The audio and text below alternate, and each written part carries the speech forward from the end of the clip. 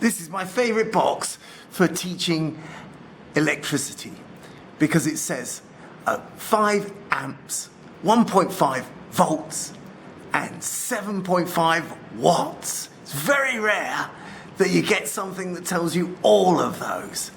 And then I asked my students, so what's the formula that connects the watts of power, the current in amps, and the voltage in volts? Is it and? No, very rarely are formulas in physics and. We found most of science, when you double one thing, something else doubles or halves.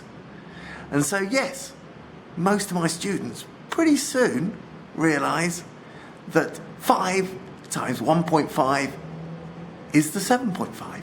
The current times the voltage is the power in watts.